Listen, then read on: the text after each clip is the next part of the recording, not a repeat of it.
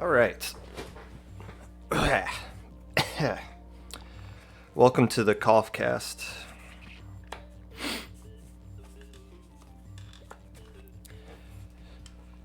Hello there, you good-looking human creatures, you.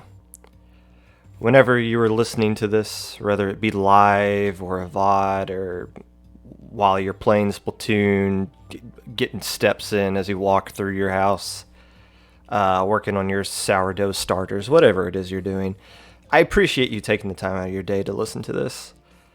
Unless I don't.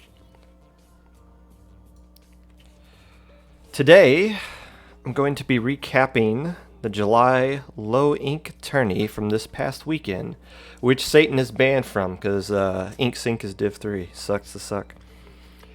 Full disclosure. Yes, I am a part of the low ink organization. I am a commentator for them, and I've commentated the past 4 tournaments. So me giving a recap of this isn't meant to be me giving it from a perspective of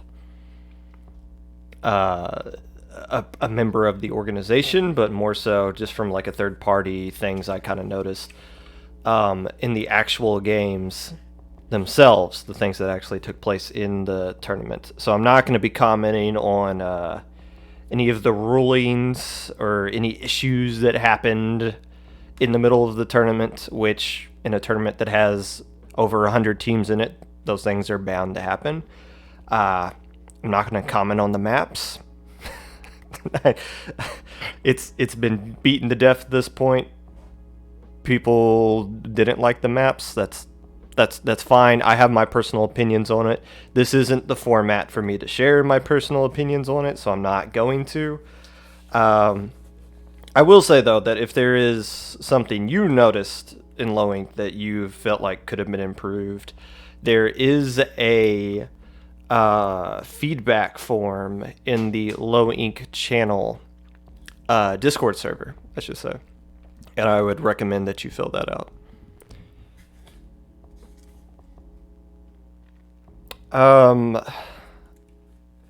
So last week was my first episode of this Popcast. What I kind of established there is that I wanted to focus mainly on teams through Div 8 through Div 5. However, the nature of this tournament being what it is with allowing Div 4 teams in, I'm obviously going to be spending a good chunk of today talking about Div 4 teams, which is weird because those are teams that are around my skill level or around Destiny Troop skill level, so... but there is still a lot of things that happen in here that pertains to teams in the Div 8 to Div 5 range, so I am going to be spending a lot of time talking about that. But the point of this series of podcasts that I'm doing isn't going to always focus on Div 4 teams, but I will be talking about them a lot today. And later on in this stream, I am going to have Jim and Sam of the West Broadway Grillers on, and I'm going to interview them to figure out what was going through their heads when they pulled off that insane bracket reset victory that came down to a Game 7 winner take all for the entire tournament. That was such an insane set. So we're going to be interviewing those guys and find out what it takes to be a champion in low ink. So we got a lot to talk about today. So let's go ahead and get started. Also, hello Salem.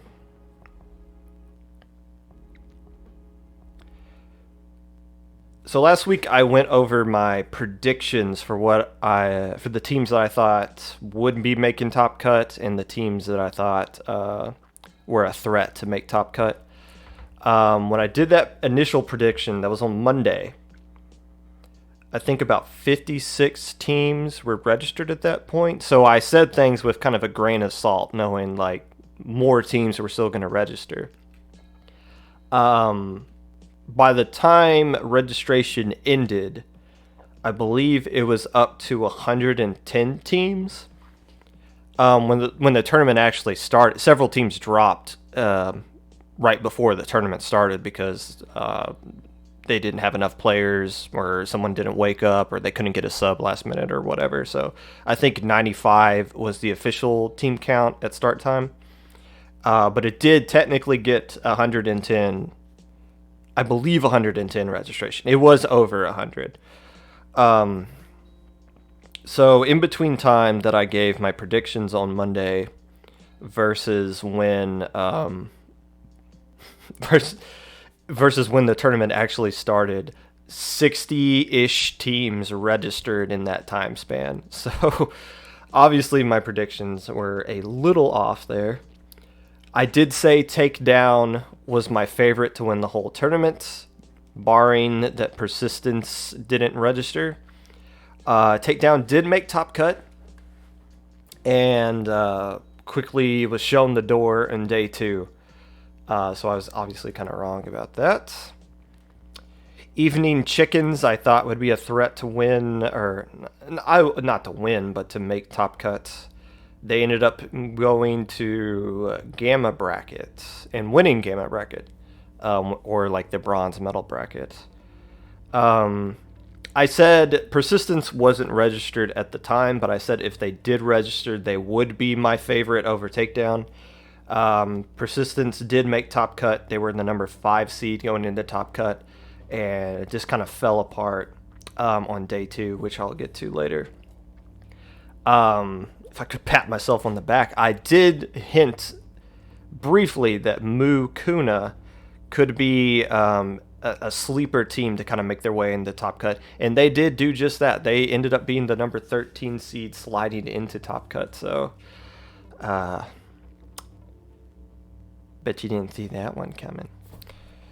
Teams that dropped before the tournament that I assumed would have made top cut if they stayed in: Squid Row, War, Ink Vaders.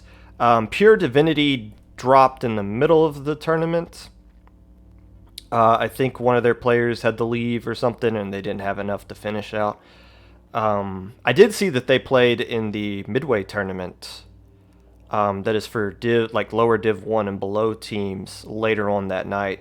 And did pretty well. I think they made like that top cut of that tournament, which not a lot of teams signed up for it, but still a very impressive result for them regardless. So they would have been, if they had stayed in low ink, they probably would have made top cut and done some serious damage in the top cut category. But overall, maybe next time maybe next time before low ink, instead of like talking about it on Monday before, I might wait till like the Friday before, when registration is pretty much confirmed at that point. At least we know like who should be playing in it, much less teams who will like drop out later right before the tournament starts or whatever. But I might do just like a brief 30 to 45 that will probably extend into 2 hours because I talk a lot preview of low ink then, instead of just doing one on the Monday before, when half the teams that are going to play in it aren't even registered at that point.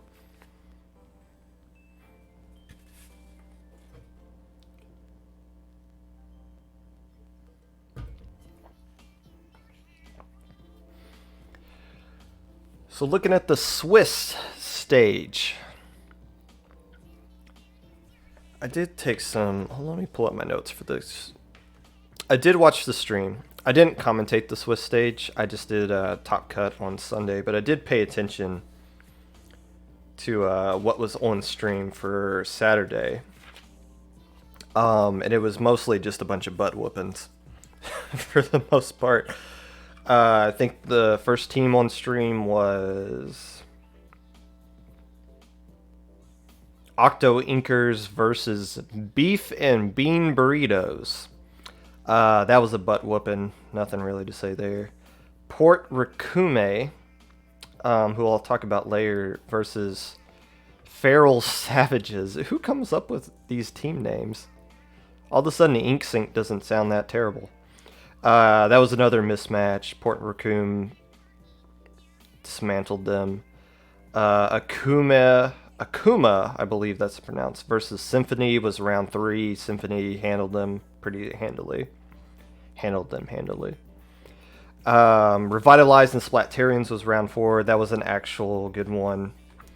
Revitalize is a team that makes top cut pretty much every time they play in this tournament. In fact, this was their 6th top cut.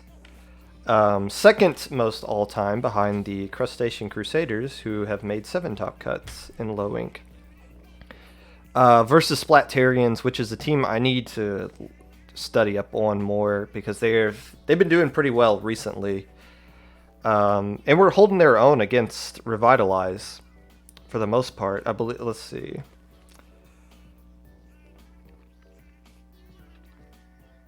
I think the the Splatarians. The one thing to kind of note on them, the game 2 was at Tower Control Black Belly. So Splatarians used a double in-zap, vanilla dually squelchers, and a vanilla heavy comp, which you see a lot of really weird comps sometimes in low ink. But that comp kind of makes sense. Well, it kind of makes sense. I can see how it makes sense. Obviously, double armor, double in-zap isn't really too risque of a thing in this current meta that we're in.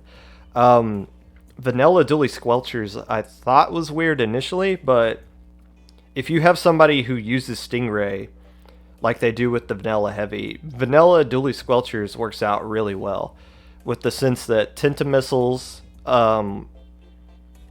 do a really good job of comboing with Stingray, and then the point sensors really help out your Stingray user as well, so they can actually find out where to aim the thing instead of having to constantly look at the map. So if that was their mindset, I thought that was pretty good.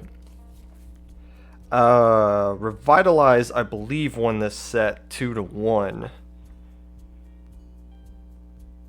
Yes. For that one. The other game that was streamed, and this was the best one of the bunch by far, Geek Squids versus Splatter Swim. This one was kind of interesting at points, a little controversial maybe. The first game was Tower Control at Camp Triggerfish. That one was a back and forth game, closely won by the Geek Squids.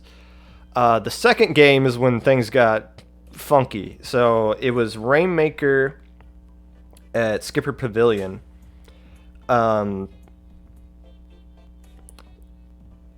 Geek Squids used a comp they're kind of known for. They used the Tri-Slosher. I believe they used a Charger. But nothing really too crazy out of them. Splatter Swim, on the other hand, pulled out a comp that seemed like a comp that if they had used it in a scrim, the opposing team probably would have went to Twitter and complained about them memeing on them or something like that. But I guess it kind of makes sense. They used 3 Sploosh 7s and a Tri-Slosher Nouveau. So basically, but yeah, that at the time when you see that, even the commentators were like, "Wow, they're just memeing," but they weren't memeing at all. Because they ended up winning that game. I don't think they won that game because of that comp, but they definitely won the game. I mean, they didn't lose the game because of the comp. Well, I mean, they didn't lose, but I mean, the comp wasn't the reason they won. They probably could have done their normal comp, what they normally would have done, and still would have done just as effective. But it definitely caught everyone's attention whenever they pulled that out. It was I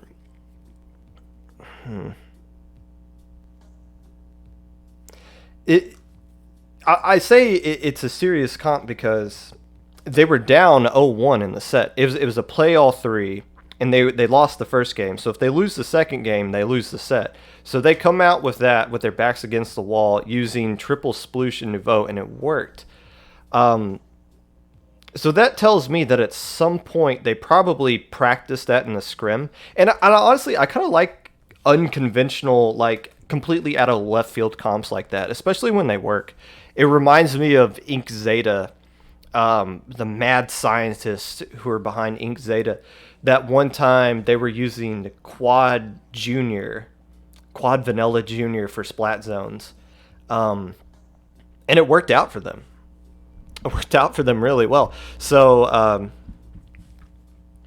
seeing triple sploosh, yeah, it's unconventional by far, but it shows that Splatter Schwim has been experimenting a little bit, and it's not just something they thought or they just pulled out of their butt last minute.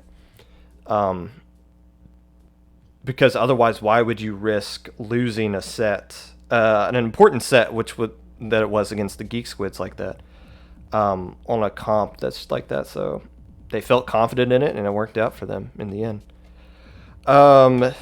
It got to game 3, and this is where things got even more interesting, arguably. Clam Blitz at Muscle Forge Fitness. So it starts off going back and forth. I believe Geek Squids took the lead at around the 2 minute and 30-second mark. At 2:05, Bowen for the Geek Squids DC'd. And that's important to note because the DC rules state the score has to be under certain whatever mark it is. But if you DC, it has to be with less than 2 minutes left to go. So if Bowen had just stayed in the game for like 6 more seconds and then DC, there would not have been a redo. But since they DC'd at 2:05, they were granted the redo. Bowen didn't come back in for the redo. I saw them typing in the stream chat, so I can't remember what they were saying, but their internet basically just kind of went out as the TLDR. So they brought in a sub for Bowen, and they ended up winning the game.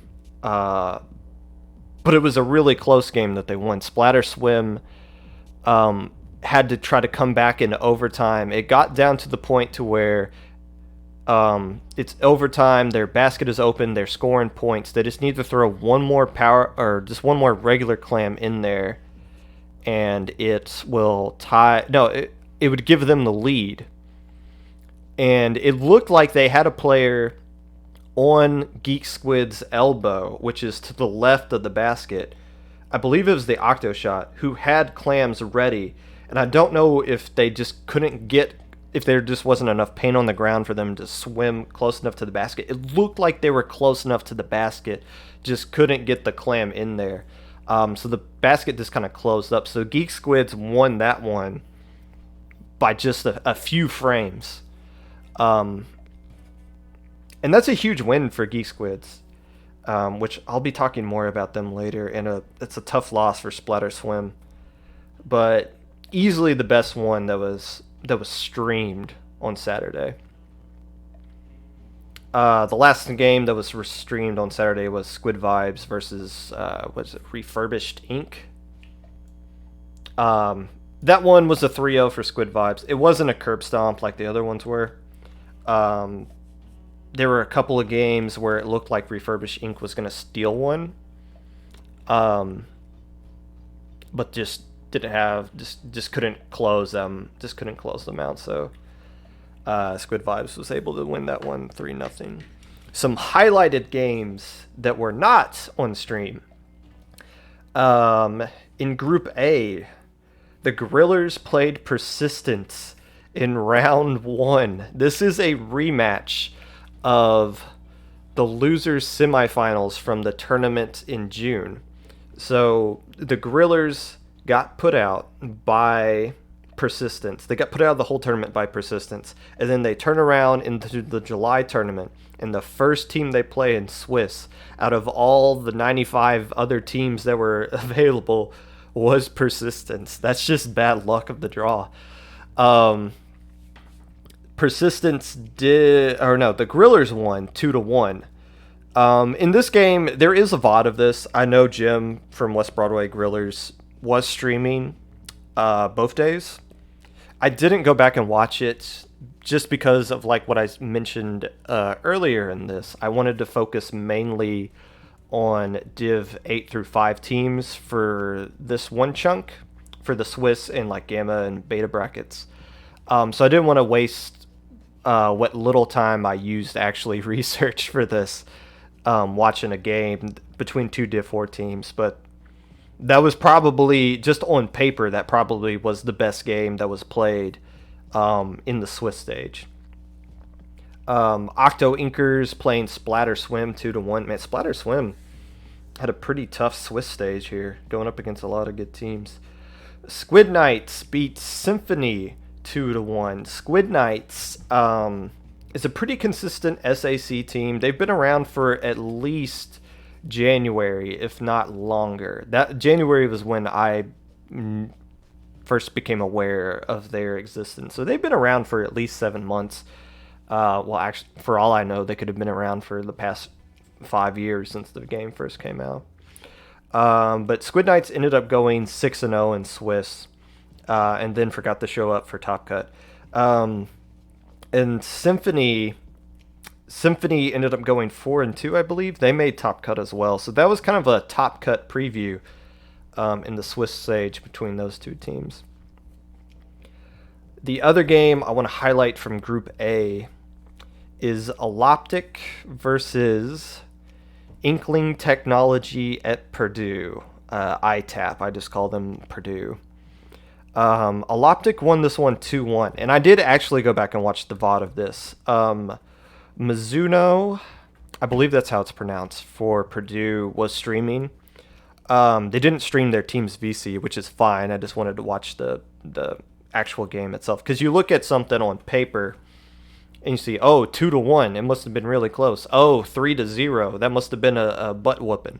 And that's not always the case. You got to actually go back and look at these games and figure out what actually happened in them.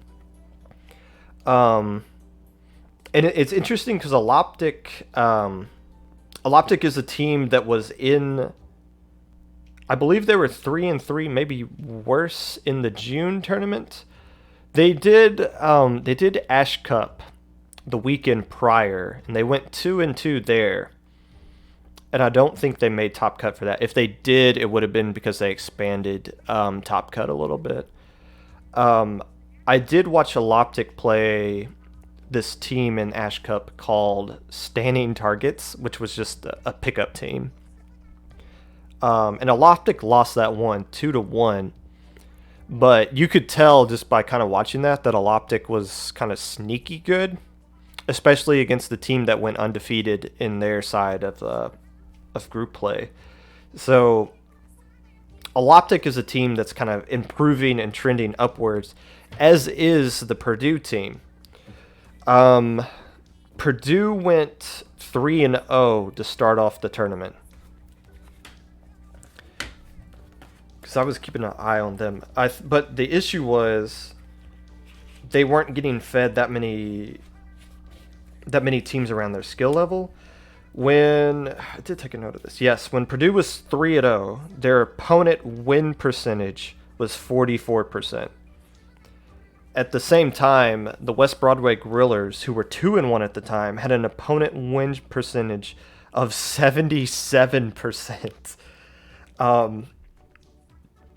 Which was the highest of all 95 teams at the time. And it was the only team that had an opponent win percentage in the 70s at that time. So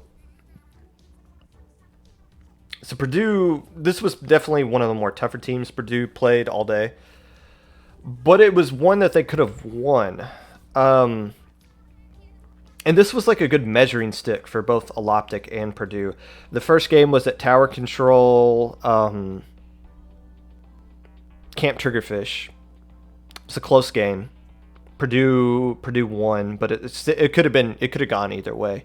Purdue just got one deep push later in the game that Alloptic just couldn't match for. The second game, Rainmaker Skipper Pavilion, another back and forth game.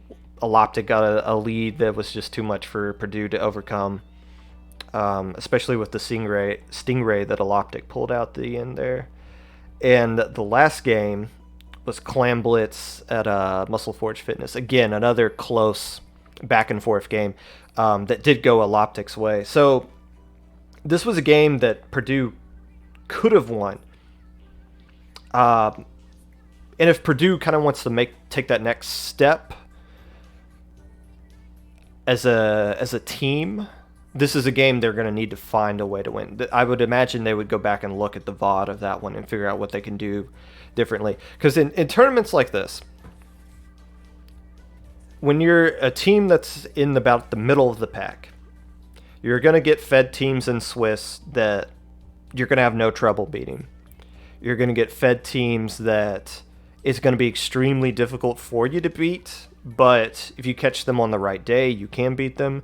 And then you're going to get fed a lot of these games where it's kind of a coin flip. It can go either way. For Aloptic to win this one probably propelled them into Top Cut. They ended up going 5-1. And they ended up beating Symphony after this, which is a big win for them. But for Purdue, they lost every game after this one, and I think they lost one right before. So Purdue finished 3-3. So this was kind of a measuring stick for both teams. Aloptic passed the test. Purdue did not, but both of those teams are still kind of trending upward. Especially Aloptic, a big turnaround for them.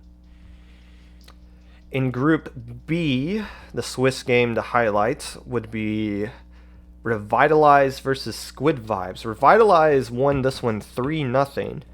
And that's kind of surprising. Not that Revitalize won. Revitalize, obviously, an established low-wing team, makes every Top Cut, blah, blah, blah, blah. But the fact that they won 3-0 over Squid Vibes. Squid Vibes, a team that made Beta Bracket with 4 wins and 2 losses, and just spent Sunday morning slapping teams around left and right because nobody could really challenge them except for Luau at the end. The fact that Revitalize beat them 3-0 is kind of surprising. I don't know if there's a VOD of that game out there, but I'd be interested in seeing that to see if those were games that Squid Vibes had won and they just didn't find a way to close it out or whatever. Or just an interesting score. Access Denied beat Krill Streak 2-1. The Access Denied is a team that went 1-5 in the June tournament, and then completely flipped the script and went 2-4 in the July tournament. And they beat Krill Streak, who made Beta Brackets and had won the Gamma Bracket back in June. By the way, just a quick rundown. I'm using a bunch of words that if you're not familiar with Flowink might be kind of weird. Alpha Bracket is the equivalent of Top Cut. Beta Bracket is the equivalent of a Silver Bracket. And then Gamma Bracket's the equivalent of a Bronze Bracket. It's based off of how many teams register. The idea is that 50% of the teams move on to day 2 for a double elimination tournament. So since 100 teams signed up, it warranted a alpha and beta and alpha, or beta and gamma bracket, as well as the Top Cut. Port Rakume beat, and I'm going to pronounce this incorrectly, Supa, which is a French team. It's spelled Cieux space PAR. I'm just going to call them CP. CP could have won / should have won the Ash Cup a couple of weekends ago. They just kind of screwed up their counter pick and went with a map that completely screwed them over instead of helped them out. So Port Rakume, which you guys told me last week was a midpoint team. But as the Low Ink tournament was going on, we started to learn they are a German team. So if they're a German team made up of midpoint players, they did pretty well here. But to come out and beat a solid team, a solid newish team like CP 2-1 and Swish, I think is worth highlighting. And that is where I take a quick water break before we go into the alpha, gamma, and beta stuff. Civoir did go 6-0, but dropped before this tournament started, so they didn't play in this tournament. Which is a shame. They would have been a top cut team for sure. Or I shouldn't say that. At least a contender for top cut.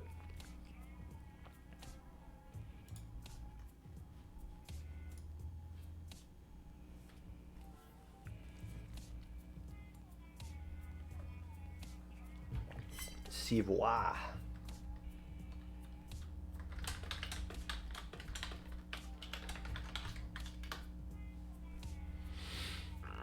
All right. So as I recap each bracket, I don't want to just go through and be like, well, Bread Gang beat Eurobeats 2-1, and then this team beat that team 4-2, or whatever. So here's what I'm gonna do. I'm gonna list off. At first, I thought I'm gonna list off my teams that I thought were winners and teams that I thought were losers.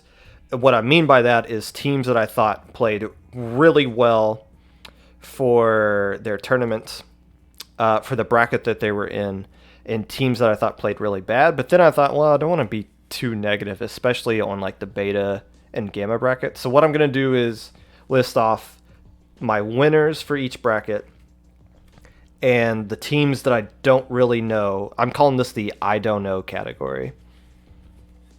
Just basically teams that I feel like probably underperformed for their own. They probably assume, I would assume they feel like they underperformed.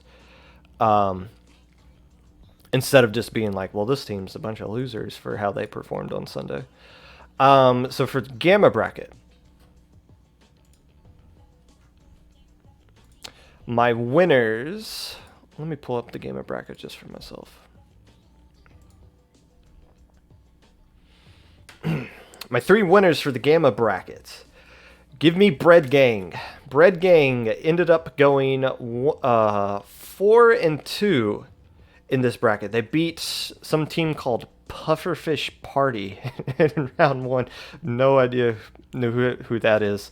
And then they got sent to the losers bracket after round two. But after going to the losers bracket, went on a bit of a tear here, beating Boeing Removal Services, Radical Dreamers, and a big win against Eurobeats. These two teams, I would imagine that's not the first meeting between those two teams, and that's probably a good win for Bread Gang to come out and beat Eurobeats, which is an established team, especially a team that's made top cut in the past for Low Inc. They did end up losing to Tropics 1-2. Now, this isn't the same Tropics team that was in the tournament last month, but still, that's a good showing from Bread Gang, especially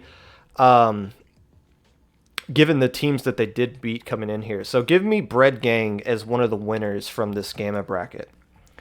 Give me Tropics. I got to go with Tropics considering they actually made it to grand finals here. But Tropics, the reason I give Tropics a winner role here instead of just saying, well, because they made it, they won. It's more so because Tropics, when they first signed up, initially had Sir Skit on their roster. And Sir Skit is a cracked, insane, and a really nice dude. I mean, cracked insane as far as like skill-wise. A really good slayer.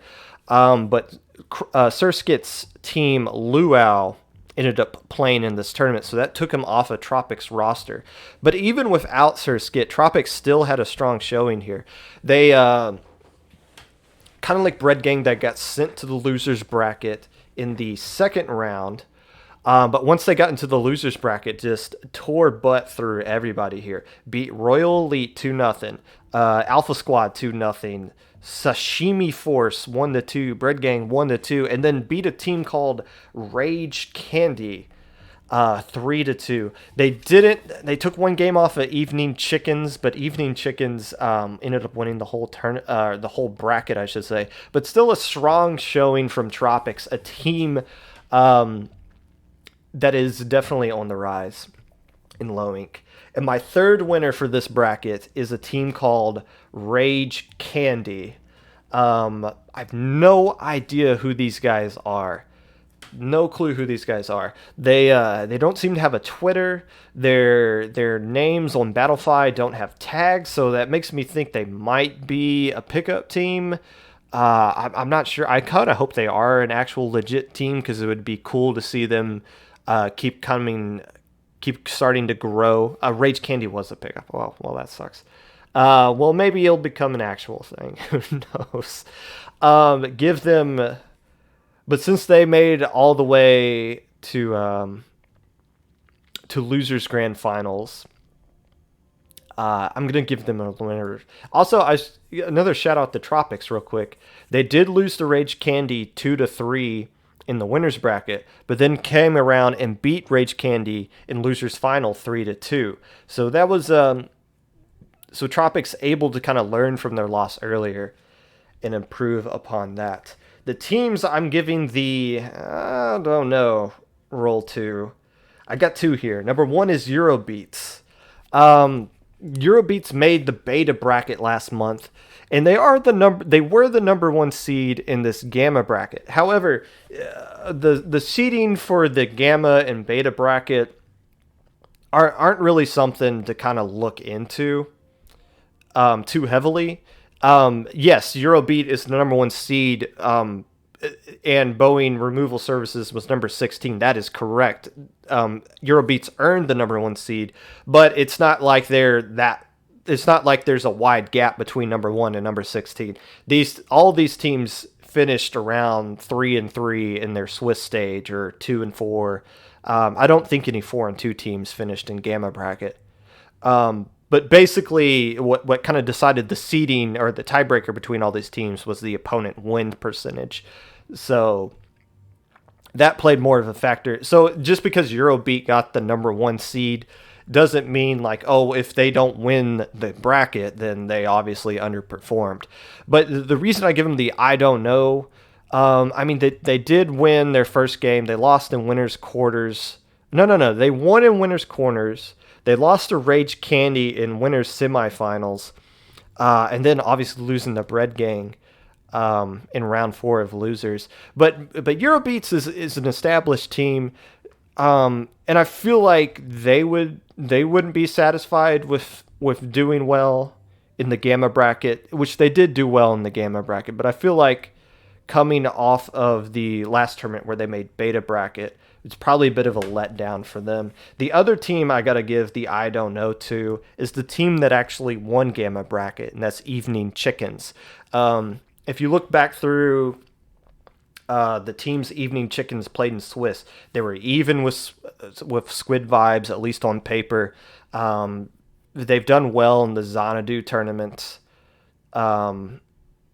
a couple of weeks ago. Evening Chickens is a team that's on the rise, but you get the sense that maybe with especially with how easily they won the Gamma bracket, they tripped up with Refurbished Free Ink a little bit, but they beat them 3-2. But the fact that they went all the way through the Gamma bracket without dropping a set kind of makes me think they were not satisfied with that. And so I'd like to see them do more damage in the beta, if not top cut, in the future.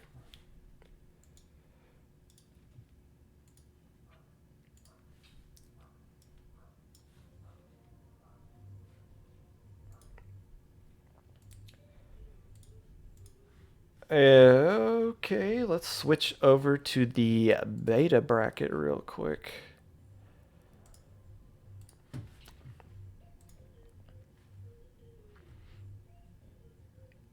Double C-Jet for camp zones.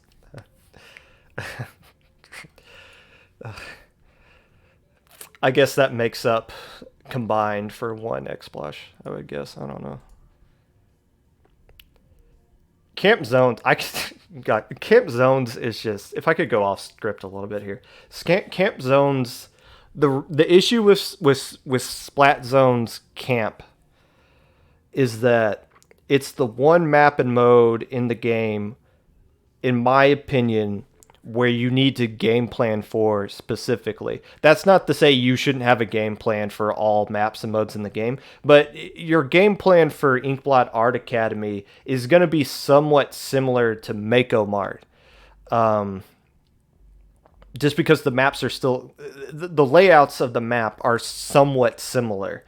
How you play Splat Zones at Camp Triggerfish is so unrelated to how you would play Splat Zones at any other map that it's almost like, why would we have that in our community so that we have to like focus specifically on this one map and mode? That's just my opinion. I'm getting on a tangent I don't need to be on.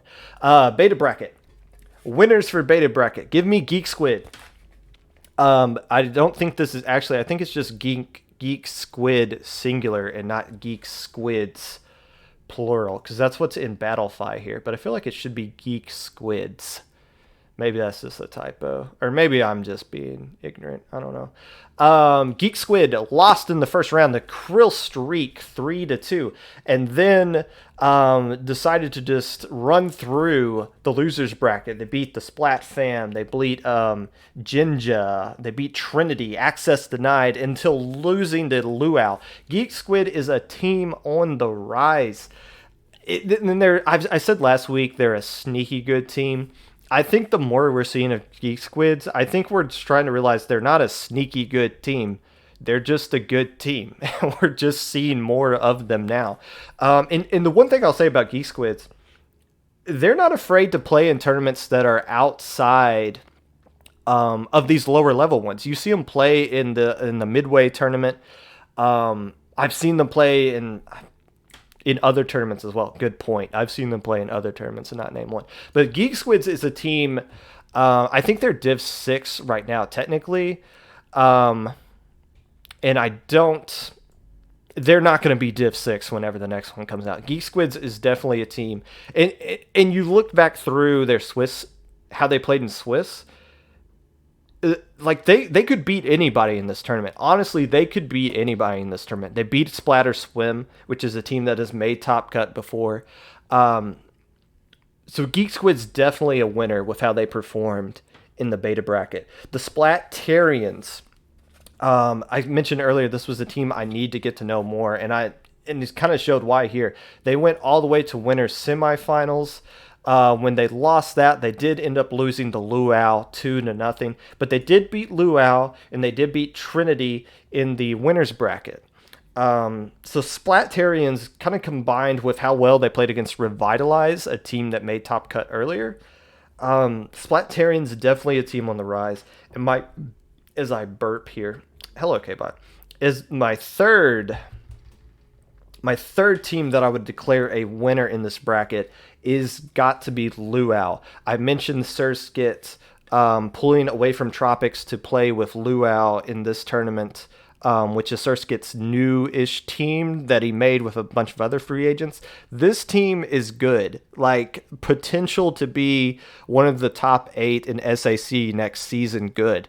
The reason they were in beta bracket is when the tournament started, Surskit's internet went out, and I believe he had to spend the whole day getting a new router.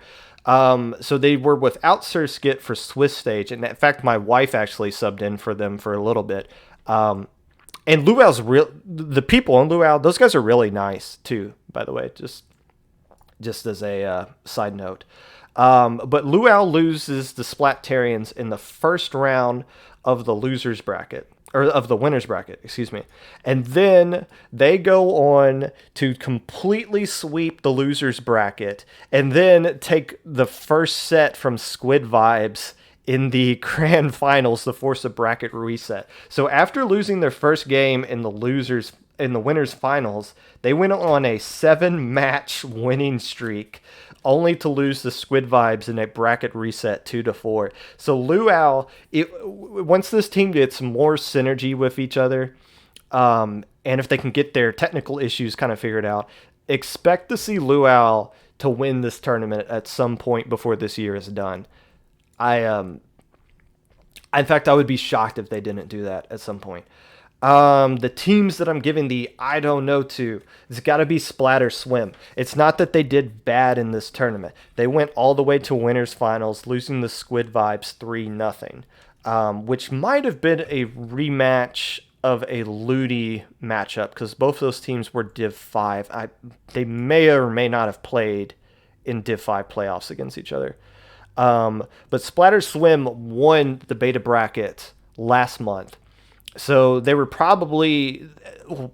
they definitely were kind of hoping to get back into top cut in the alpha bracket. So the fact that they didn't get there and finished in third place in beta bracket, it's just kind of a probably an underperformance on their part. But again, if you go back to the fact that they were doing some experimental comps earlier in the tournament, that shows that they are trying to come up with some new things to do to try to improve. So once they kind of come up with, if they come up with more comps with like we saw with that triple sploosh nouveau thing, the Splatter Swim might be a scary team to deal with in the future.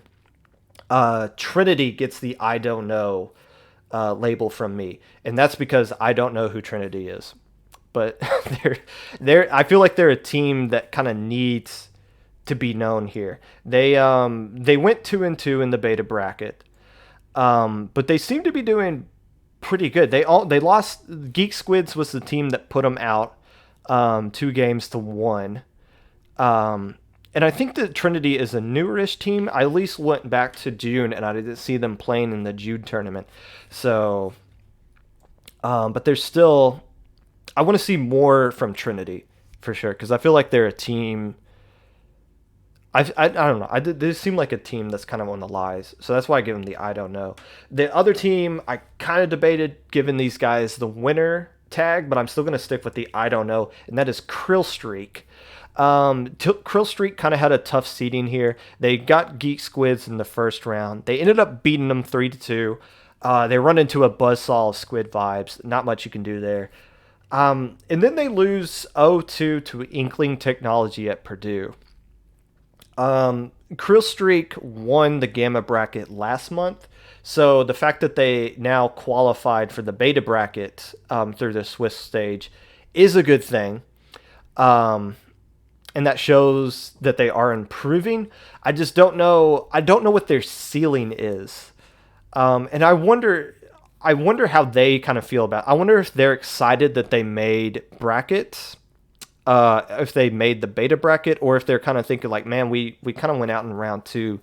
But either way, Krill Streak's still a team on the rise, but I don't really know how good they truly are here. And then I still got like 10 minutes before, so I need to run through this alpha bracket pretty quickly.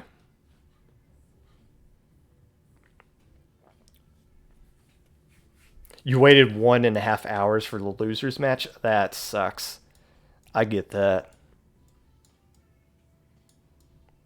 That's that's a good point because that's a hard thing to come back from when you got a team like Luau who was playing the entire time. So you guys were waiting an hour and a half, and you come in and you got to play against Luau who has so much momentum behind them. That can be a hard thing to overcome for sure. Anytime in that losers finals, I feel like the team that is already in the losers bracket is going to have the huge advantage. And gosh, that sucks for Squid Vibe. That might explain why Squid Vibes lost the first bracket too, because if you guys had to wait an hour and a half, Squid Vibes must have had to wait like 2 hours and 15 minutes or so, because that was a best of 5 to go through. The alpha bracket. For this one, I will do more of a winner and loser kind of thing. I feel like it's more it's more fair to be critical of the teams that made Top Cut. But instead of calling it losers, I'm going to more like surprise that they underperformed the way they did. And I'm going to start off with the surprise they underperformed. Number 1's got to be Squid Knights. Squid Knights went 6-0 in Swiss, and then in the start of Top Cut, They lose to a team with Asian letters in their name, which we Google translated to mean maps and modes have changed 2-3. They lose. They beat Octo Inkers and then lose to Xanadu 2-1. Squid Knights. Now, unlike the other brackets, Squid Knights being the number one seed should mean something. In Top Cut Low Ink, though, it hasn't meant much. This is the fourth tournament where Top Cut was a top 16. Since that has happened, the number one seed has been eliminated every single time without making it out of winner quarterfinals. They went the number one seed all time has 3 match wins and 6 match losses. If you break it down by total number of games, they have won 12 times and have lost 19. So Squid Knights was kind of cursed with their number one overall seeding, but still, at some point, the number one seed in this top cut has to actually do some damage here. Revitalize. It in the reason Revitalize gets this, it's not that they did too bad. What did they do? Oh, well, they did get eliminated in losers round 2. But Revitalize is going to be stuck on this tournament forever. You got to figure, and they played so well during the Swiss stage. You got to figure at some point they're going to find a way to break through because they've made so many top cuts. When they win, they are going to make top cut in August when they sign up for it. That'll be the 7th. That'll tie them with the Crustacean Crusaders for most top cuts all time in low ink. At some point, they got to find a way to win this one. They've come close before. They made it to winner semifinals. But at some point, they got to find a way to actually win this thing and get banned. And Persistence. I don't know what happened with Persistence here. They were the team. They finished 3rd place before. I feel like they finished 4th place before. In June, they finished 2nd, but they almost forced a bracket reset against Trick or Treat. They lost to the Grillers and Swiss, but in round 1, but they won every single game after that. So they went 5-1 in Swiss, and they come out and they played the Bunnies in the first set.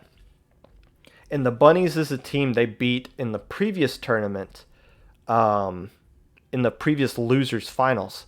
But they come out flat against the Bunnies, lose 0-3, and then in the losers bracket, lost immediately to a team that was in the Gamma bracket the month before, Mukuna.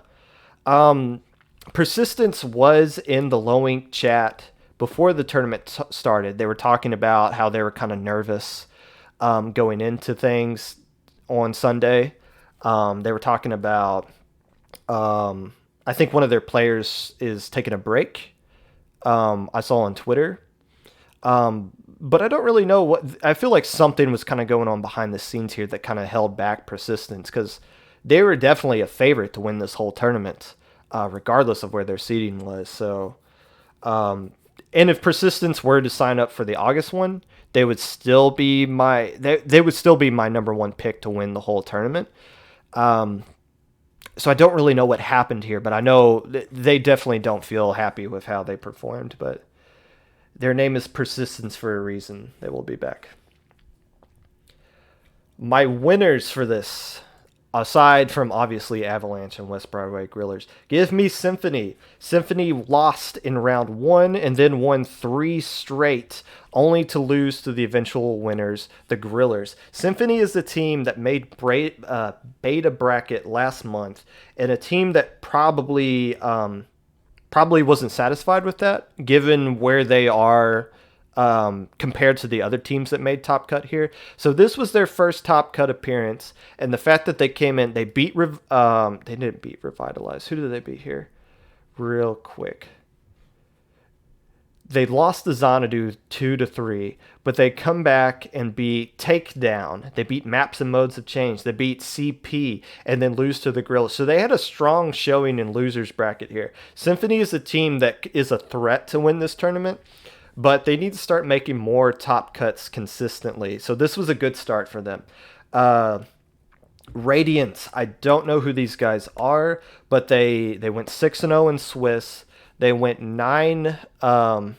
They won all the way to the winners finals, lost the Avalanche 3-2 in the winners finals, and then just ran into a smoking hot team in the West Broadway Grillers in the losers finals. Lost that one 3-0. Um, but I want to know more about Radiance. That's a team that I need to do. Is Blitzing Vipers? Is it the same Blitzing Vipers team rebranded, or because I've heard of the Blitzing Vipers before? Um, I've definitely heard of the Blitzing Vipers before. I'll look more into that. But Radiance is definitely a winner there. For Mu Kuna, my last winner here is going to be Mu Kuna. Now, they only won one game. They lost to Revitalize 3-2, but to turn around and beat the team that finished number 2 in the tournament back in June, in persistence, 2-1 in the winners final, especially when you were in the gamma bracket back in June. That's a heck of an improvement for Mukuna. I don't know if they're a threat to consistently make top cuts, but the fact that they've reached here and have knocked off one of the teams that is a threat to win the whole tournament every single time they sign up for it. That's a good confidence booster for Mukuna. So I definitely give them the Renner roll there. Okay. Jeez.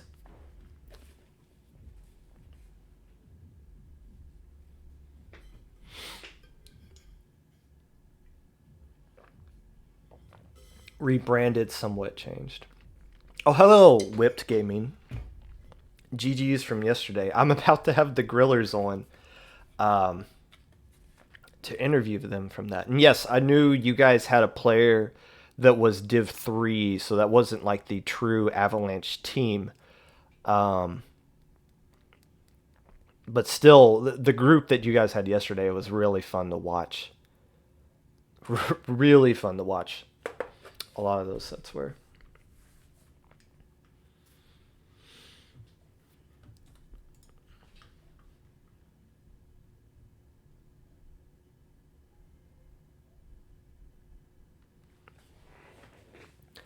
So I'm gonna take a quick few minutes here to set up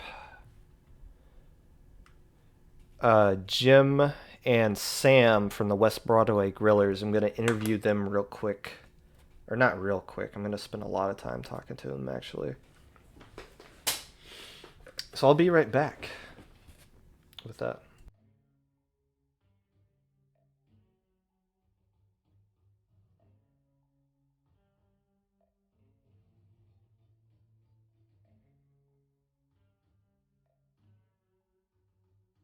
Hello.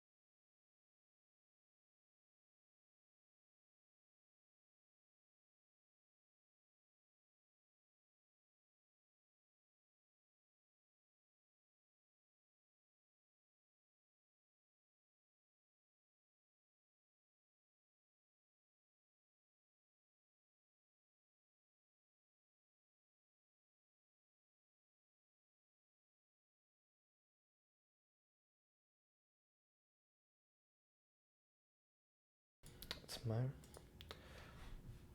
All right, and joining me for the first ever interview here on the Popcast is the winner or a player from the winning team, West Broadway Grillers. We have Sam. Sam, how are you Hello. today? Well, don't I'm say good. hello. Let me introduce you first, then say hello. Sam, how are you doing today? Hello. I'm doing great today. That's awesome. Did why are you doing great today? Is it because you won yesterday? Yeah, I still have like that feeling though of like I can't believe it happened and I'm still excited. it's just brightening up my day. I think that's what it is. Did you honestly go into this tournament, like what were your expectations going into this tournament? Did you guys feel like you had a good shot at winning? Yes, because in I believe May we got third, and then June we got fourth. So I figured we're gonna get like either like fourth or first, or somewhere in between there. Like we got this. Um, I there was like at one point that I was like, I don't know, maybe not, but then I was like, get out of that mindset. We got this. Let's So I had some questions for Jim, who might be joining us again later. But you've been a part of the Grillers for over a year now. I think you said you joined back in March of 2019. Yes, Do I you kn- did. do you know when the Grillers first formed? I believe it was around November of 2018 or October, somewhere around there is what I'm pretty sure it started. So it's creeping up on a 2 year anniversary. Why now? I I think you understand when a team doesn't do well initially, you're supposed to disband and join a new team with someone else. Why haven't you guys disbanded yet? Well, I think we've just become really good friends, and the friendship is really what's keeping the group together. We aren't caring too much about the like the placements that we get. Like, yes, of course they're important. Just we're trying to stay together as like a team or as a friendship and a family before uh, all of the winnings and stuff. I think that's what's keeping us together. And you guys have been together for a long time. I know Devi and Jim were there at the beginning. You said you joined in March. Do you know when Cookie and Toxic joined? Okay, so I know how it was formed. I know that Gem and Toxic were originally going to make a team, and Debbie also wanted to make a team, and they were friends, so they decided to come together and uh, like make the team with some other people, but those people ended up leaving the team, and so that's when Toxic joined, basically same time Debbie and Gem did. Cookie joined after me. Cookie has been a long time friend of mine. I've been friends with him for 4 years now, just because of Splatoon. And when I joined the team, uh, he decided to. I'm pretty sure we were just like, "Hey, Cookie, do you want to join?" And he was like, "Okay." Cookie's a scary good player with what they've been Yes, he doing. is. Um, and then how do I pronounce the other name? Is it Ninga? Yes. Okay, and they joined sometime this year. I think I remember that around February, maybe. It was either February or March. I think he joined in March, but he had to um, go like do some like school stuff or whatever, so he wasn't active. But in April is when he like started to really work with us. So right around the time when everything shut down is what you're Yes, saying. pretty much. I think that's when all of us became more active in Splatoon, for better or for worse. Um, so let's kind of walk through this tournament here. We're not going to go through every single game you guys played, Okay. but I do. There's one game in Swiss I want to highlight. There's one game in Top Cut I want to highlight where you absolutely popped off the entire set. And then obviously we want to get into the grand final, that crazy grand finals you guys played. Um, so the tournament started off with you guys. Do you remember the first team you played in Swiss? Okay, I was not there the first day until the second half of the rounds. Like I started at about the fourth round Okay. because I had stuff to do. But I don't think I remember. I think it was. I know we played Persistence, but I don't remember if that was round one or not. Yes, that's something I was kind of talking about earlier. You guys played Persistence round one, and maybe I'll ask Jim about that if he hops on, because it's such a crazy notion. Because Persistence is a team that put you guys out in the June tournament, and then you Hmm. have to hop right in. Well, speak of the devil, there you are, Jim. Hey, it's me, the devil. Well, Jim, how are you feeling today? I'm a little bit sleepy, but yesterday was a little bit tiring, I've got to say. Hmm. I've just been talking to Sam here. He kind of gave me the entire history of the West Broadway Griller organization. Um, and Do when you even know the entire history, Sam? You weren't here for the whole thing. Well, I go based off of what y'all have told me. Hmm. Jim, is there anything you haven't told Sam that is important to note about Hmm. the West Broadway Grillers? Well, about your parents, Sam. No, no. It started off really as a social group before it was a competitive team. It was like a clan, on Discord. That was based on the restaurant, the West Broadway Grill. So it was entirely made up of Canadians at its inception.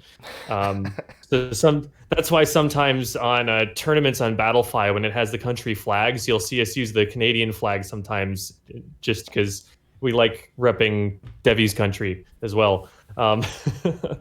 But yeah, so it started off. They were the original West Broadway Grillers, but they competed in like maybe one Nintendo Online Open or something like that once, and then decided it wasn't for them and did a bunch of salmon run and stuff otherwise.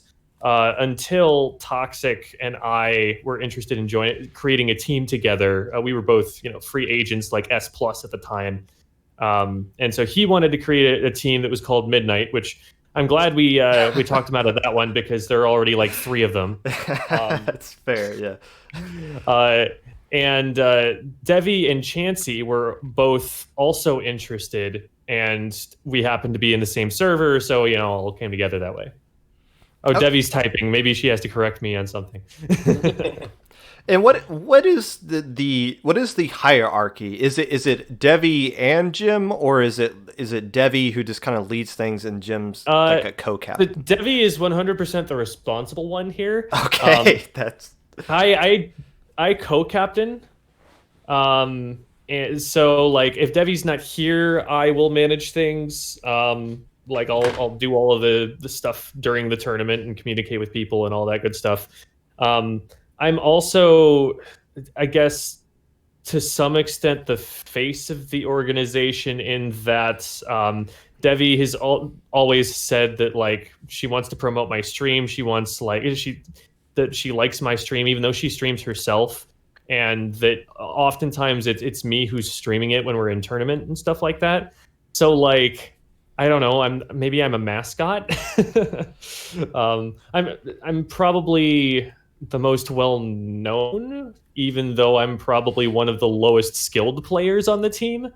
Um, I commentated Genesis at one point. I do a lot of like work in front of the camera for Bravest, and so a few people may know me from that. So I don't know.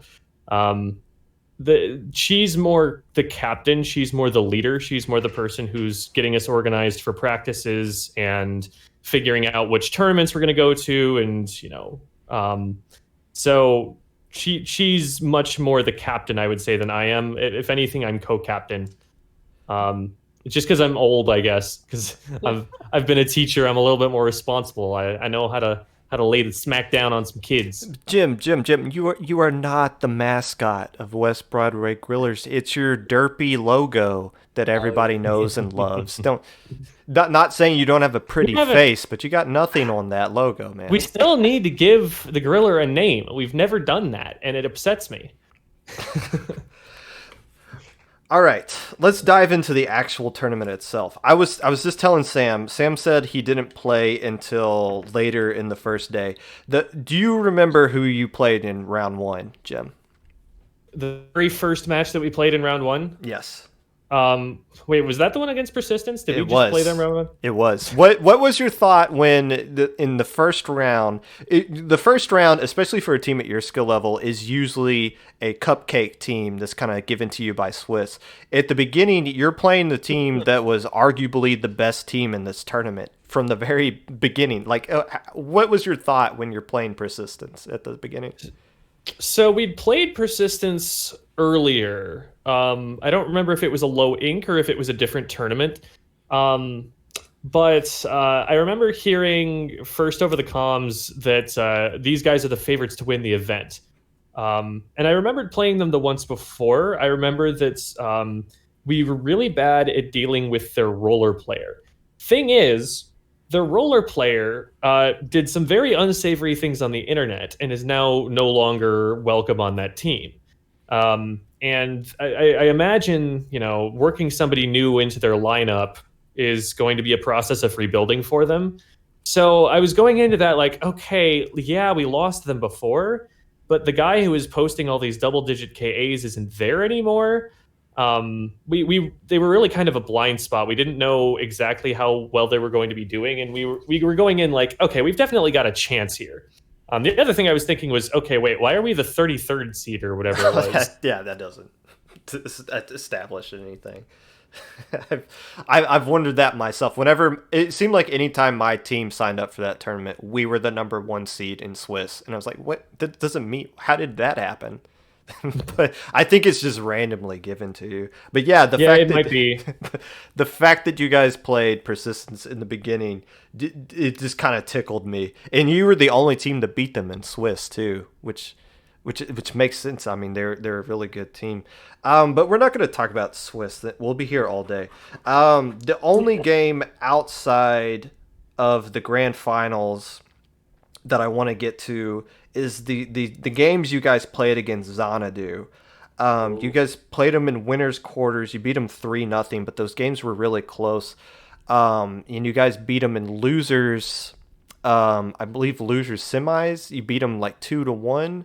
But they ran an anchorless comp, and Sam, you really lit them up with Splatterscope and C-Jet and all the things you were doing against them. What do you kind of remember about those games against Xanadu, where you were just kind of popping off with Splat Charger? I remember their Tetras. That's all I remember from their team. I remembered I need to deal with the Tetras because Tetras are usually one of our weaker weapons to deal with. So if I can try to bomb them or just snipe them, my team can really do well. And then I was just like, I also need to focus on objective and if the Tetras are gonna flank, I need to watch that and let everyone else do their thing. My mindset was just focus on Tetras for all of it. That's all it was, really. Wasn't that the set where the Tetras just showed up behind you randomly, and you were like, "Oh, they're right there," and you turned and shot them?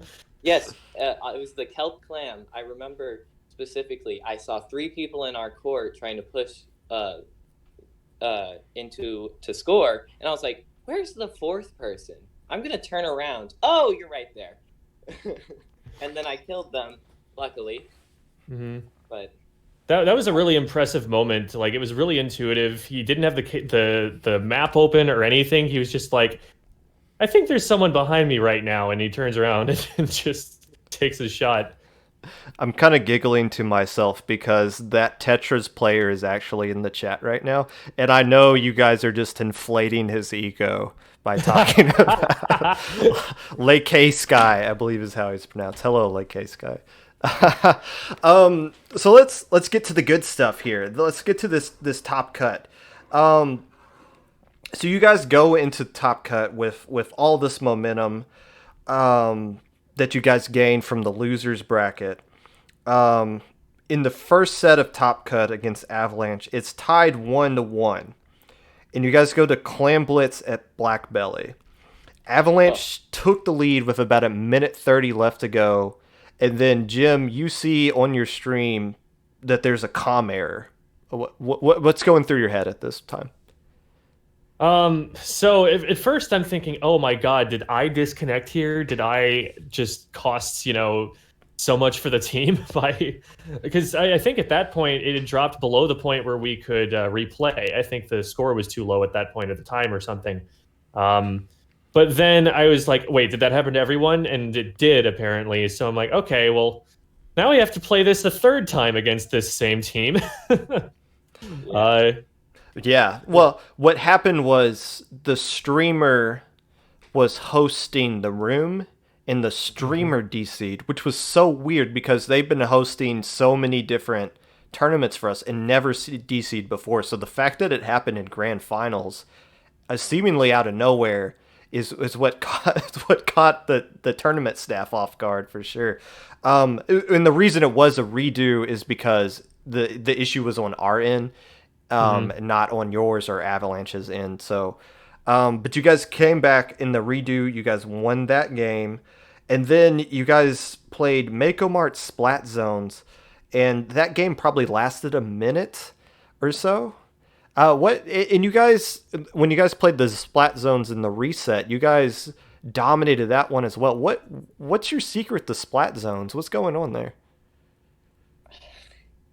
Um, Um, hmm. Cookie. Yeah. Is Yeah. Cookie's not the answer to everything here, is it? That can't Well, be. no, but um, I think Cookie's really, really thoughtful about aggression and the way that he can execute it effectively. mhm, Um, and the thing about aggression is that you are forced to commit in order to engage in it. You're forced to do something. You're forced to you know, be the one who starts it. Whereas with splat zones, I feel like you have a little bit more of an advantage in that you know where your opponent needs to go. Like there's a very specific zone of control that you need to establish control around, yes. and you have the ability to pick them at any point in their path toward it because you know exactly where they're going to be headed. With tower, you're like, okay, well maybe they're trying to push ahead of the tower, maybe they're trying to flank around the side of it. But with zones, it's like if you're not securing the area around the zone, what are you even doing? There are only so many places you can come in. Maybe that has to do with it because Cookie's very good at sharking. He's very good at being in places you don't expect. And so, maybe it's that he knows the path to the one objective that there will be on the map that doesn't ever move. Mhm. But I definitely think he played a really critical role in making all of those happen. You can see he's among the highest KA. Sam also was hitting a lot of shots on, say, Zone's Manta that one time where we knocked that out in 1 minute. I remember it being like he and Cookie between them had 9 KA, and then Ninga and I had two between us. It was just like it was the Sam and Cookie show, and they play duos together all the time. So their teamwork with each other is really, really good. we So you kind mhm. of mentioned that. Didn't Sam and Cookie win the was it Sam and Cookie that won that duo tournament back in December? Yes. It Mhm. was I knew a Griller team won it. I just couldn't remember which two. So it was Sam and Cookie. Well, congratulations for that, even though it was 7 months Well, ago. thank you. Um so let's go. You guys complete the bracket reset. At which point I'm assuming you guys are completely hyped that you were able to pull that off. Mhm. And Avalanche, I would assume, was completely annoyed that they had to wait so long for this tournament to get to the grand finals and then to lose 1-4 in the first set. But they flipped it around. They came back and they dropped the comps they were using against you guys, and they pulled out a C-Jet and a foil squeezer and won the first two games with that. Did you guys notice that they switched up their comps, or did it like affect you guys at all with what you were trying to do? I know that it affected me heavily. Like that squeezer was able to shut me down like really well. Like they were doing great. Um, for the rest of the team, I feel like they could handle it a lot better than me, just because um, their mobility was better than mine for most of it. So I think that's what it came down to. But I feel like the C jet that they pulled out. didn't affect me as the backline too much. I don't know about the rest of the team though. What about you, Jem? Um, so initially on this is specifically for Clam's Black Belly. I don't think they pulled this out anywhere else, but they had an explosure that was a huge pain in the butt on that particular map mode. It felt like I was playing K Pro, trying to get up on top mid, trying to establish control over their T, their suicide. That's the, I think, community call out for it. Yeah. Um, and it was really hard for me to move at any point in time. They were good at calling people out and getting the explosure to just take away their mobility there. So that was really hard to deal with. I think once the Jet was out, Jet is just like, okay, they are clearly a longer range shooter than I am. I just need to break line of sight and I'm safe. Whereas with the Explo, that's not really the case. The Explo, it's just like, well, they probably went over here. I can lob this up over top mid of Black Belly if I want to and still hit them. So that part in particular, if anything, and again, the Explo is a very situational pick. I think that particular map mode is possibly the strongest one in the game for that particular weapon. Yes. The Squeezer, though, the Squeezer was just really good at playing bubbles.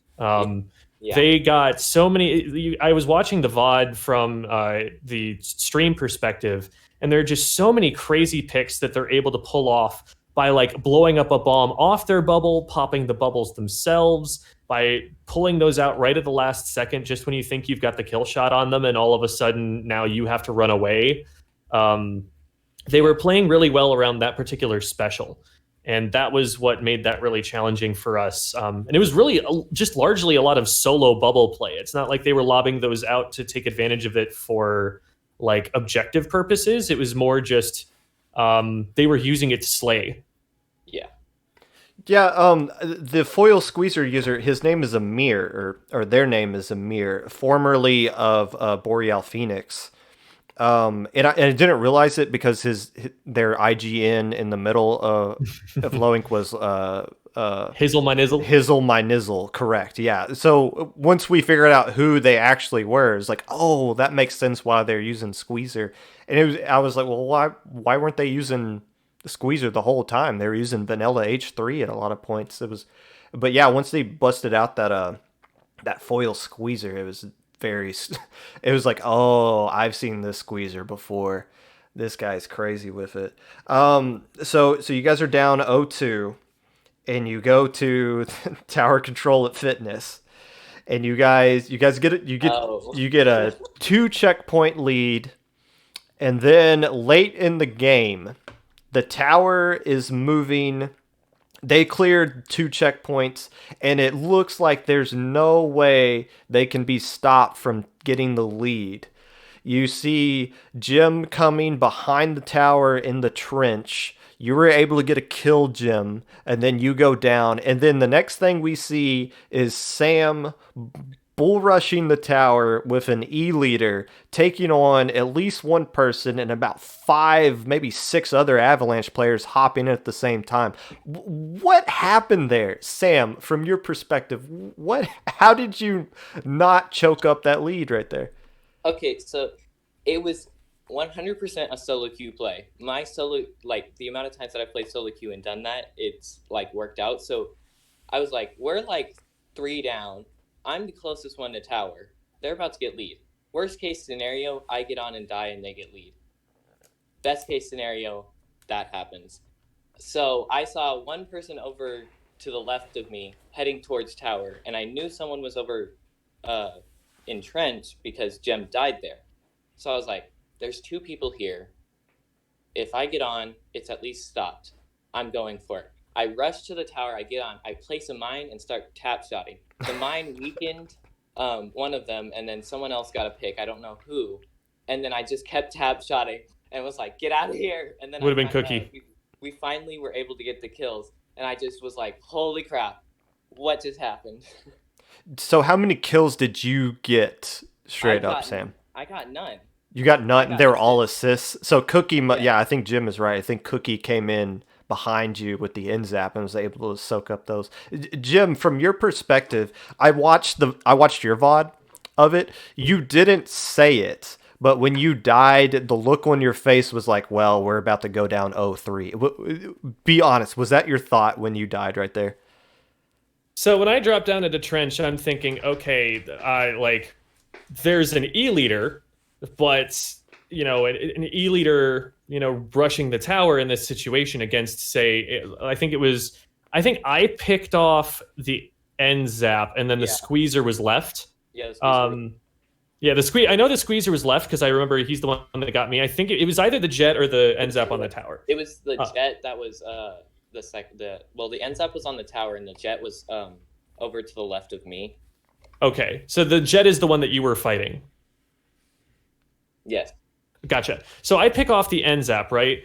Um, and I'm still thinking like the E leader, they can't bum rush an end zap. That's just that's suicide. I was thinking I need to clear the tower. I need to get on the tower. At this point, going through the trench, I don't know exactly where anybody else is, so I'm not anticipating that anyone can get close enough to the tower to stop it.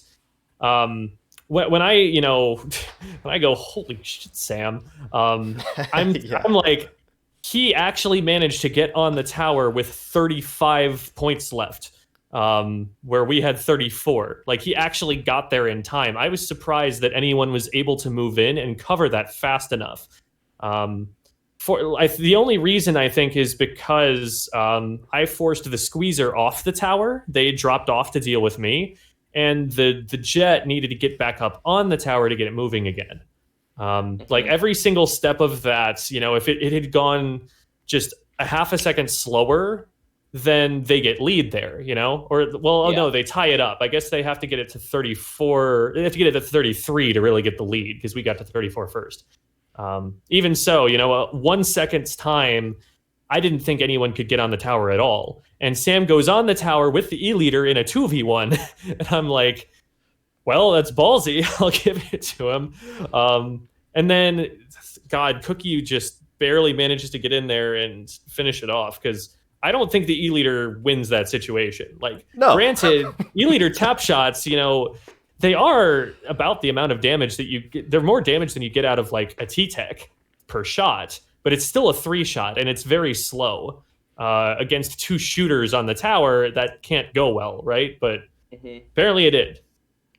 We have the captain of Avalanche in the chat here, and I agree 100% with what they just said. If you guys don't make that hero play at the end, and like you said, Jim, so many factors had to go right for you guys to win that game. But if you guys lose that one and you go 0-3, you're not winning this tournament. There's no way you could come back from a 0-3 hole that deep. Especially we did in lose that one loss. game, Yes. We lost one game before we took the bracket. So like, if that goes the same way on that map mode, that's it. That's our tournament. Yeah. And that's what I was gonna get to next. It might be a painful thing to talk about, but it was easily the most hype moment on the whole stream, at least from our end. So you guys won the Splat Zones game. No surprise, you guys have been dominant in Splat Zones. You guys handled the tower control at Kelp Dome game. Is that a good map and mode? Not for me to debate. You guys won. That's all that matters. Rainmaker at Mako Mart. You guys get the lead early. And I said on stream, I think I said, this takes a lot of pressure off the grillers, knowing that they can just play defense for the rest of this game and not have to worry about getting a lot of points. And I hate to ask this question, but I got to. What happened in the last few seconds there? I'm pulling it up because I remember a catastrophe happening. I don't remember exactly how it went down. I know what happened. Cookie was in mid. The Rainmaker's in left close or left breakfast, as some people say. And Cookie's in mid trying to deal with people. He goes down. So we're down a player. They have all of them up. They pop the Rainmaker, and we're trying to just throw bombs so they can't get it. Gem ink jets to try and stop them from getting Rainmaker. I'm on the far left to try and snipe anyone, and then Bubbles. Bubbles came from our freezer and got Ninga and Gem, and then they had one more bubble, and they threw it up to where I was and got me, so we were wiped. And then Cookie was the first one alive, but it was like he had to do a Hail Mary, just jump down and get those 4 shots with the ends out, and he unfortunately couldn't. Yeah, at that point he was in a 1v3 trying to do it. So yeah, it literally was just that one special that killed 3 of us. Mm-hmm. You know, I watched your guys' VOD for that as well. I was impressed with how your VC wasn't like completely negative, and you heard Devi in the background trying to like calm you guys down to get ready for the decisive game 7. But that honestly made me a little bit more tense. Like, wait, other people are caring about this. Other people are like freaking out on our behalf. Oh no. Oh yeah. The stream. This, if you go back and watch the chat of the official stream, it was going crazy when that play happened, and then you saw like half the chat going "Let's go Avalanche" and the other half going "Let's go Gorillers." It was like the chat was getting hyped for this game 7 set, and something really interesting happened in this game 7, Sam. You dropped an anchor and went with K Pro. Now I know you can use K Pro, but what in the game 7 you're going to use a weapon you haven't touched seemingly all day? So what went through my head was they're running all, like for clams, they're running pretty much just aggressive. And we had done that map in mode earlier, and we ran all aggressive, but we lost because I went Nautilus, and I wasn't able to really do much because the team we were going against kept doing they kept taking out Gem, and we were constantly down. But I was like, Inkjet's not really going to help, so I'm not going to do a Nautilus, and the Baller probably won't help too much for me. And then I was like, I could go Remix, but if they're doing all aggressive and I'm on the top side, they're going to just be shutting me down, and I won't have a bomb.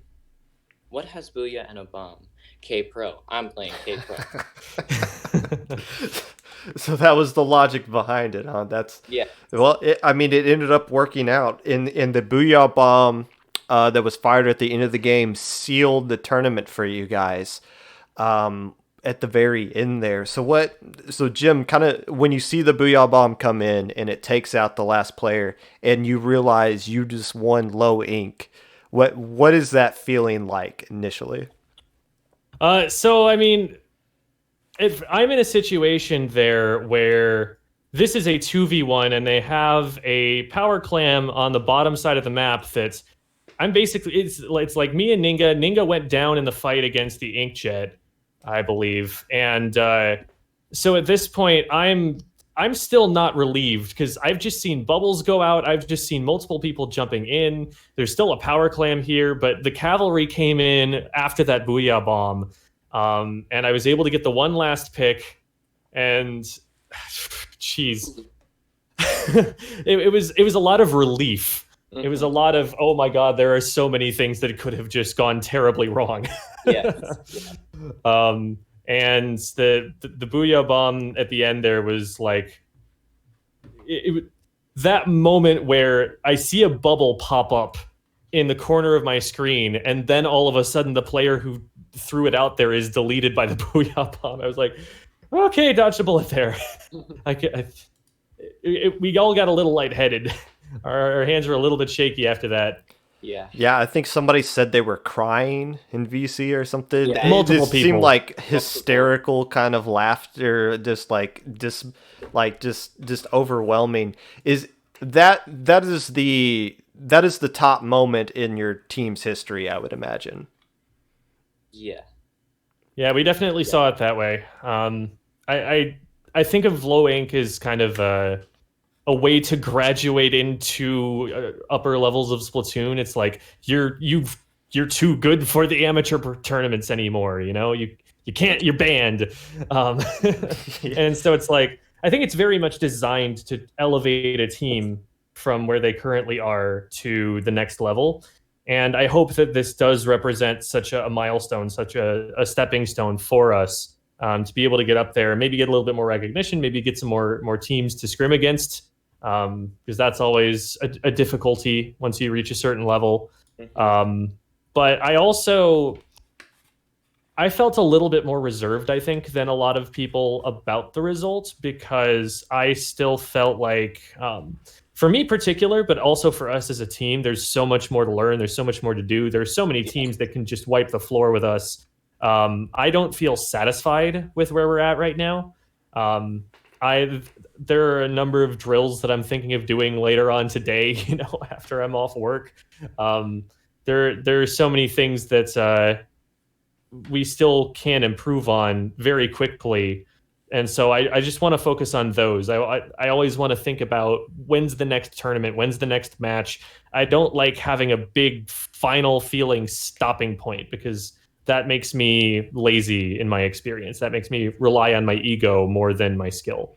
So what would you say is the next step then? What can we expect next from the Grillers? What's the next goal? Is it getting banned from SAC? Is it a certain div you guys want to reach? Like now that you've beat Low Inc. and you cross that off the list, what's the next thing you want to cross off? This would be interesting to hear both mine and Sam's perspective on, because we haven't really had a huge talk about this as a team or anything.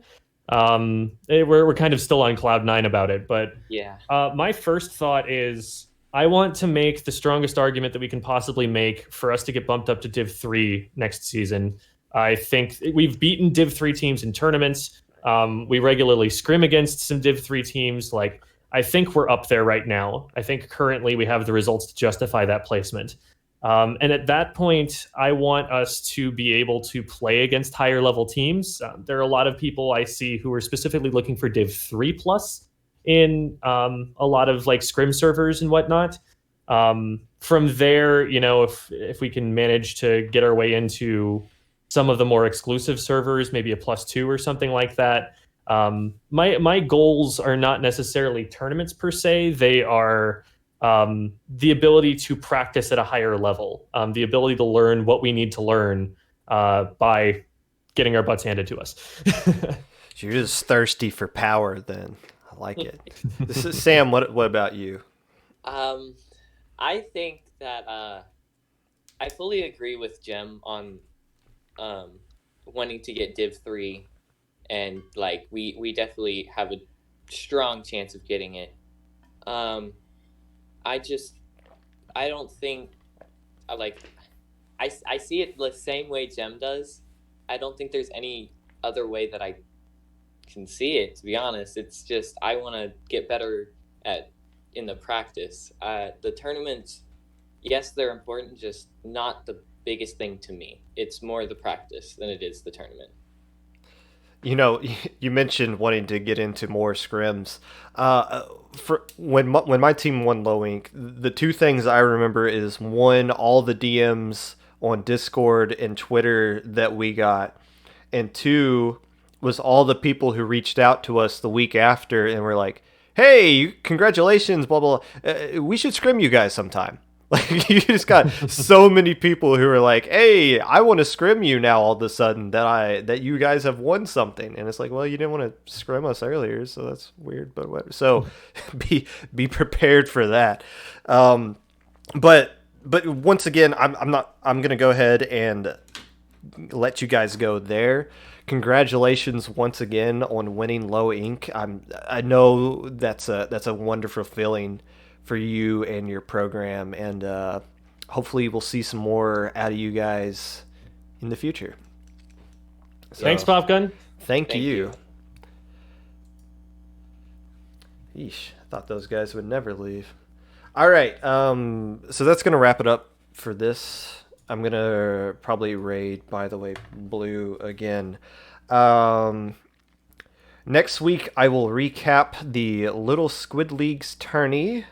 That is this upcoming weekend. It might not be at the same time that I've been doing these last two Popcasts. It might be earlier in the morning or afternoon on a Monday. I'm not sure yet. But what time I actually do these doesn't really matter to me. I looked at the last podcast and I got a lot of views after it ended. So I'm not really concerned too much about having people here while it's actually live, just because I know people are going to end up watching it at some point. So just getting the video out there for people to listen to is all I'm really kind of worried about. But if you would like to be a part of this in any way, feel free to DM me on Discord at popgun5882 or Twitter at Mr. Popgun at Mr. underscore Popgun. I did have a few people reach out to me after last podcast, and I will try to get them on in a way that makes sense in the future. And as tourneys start to die down, I might shift the focus to talking on specific teams and interviewing their captains and to hear the stories that they have to tell about life in the Div 8 to Div 5 sector, even though I just spent the last 40 minutes talking to a Div 4 team. But for now, it's dinner time. Let's go raid, by the way, blue. And I'm going to go eat some food. So, GG's. Thanks for listening. And if you're going to wear a mask, make sure you cover your nose. Do you guys not breathe through your nose? Are you guys all mouth breathers? Come on now.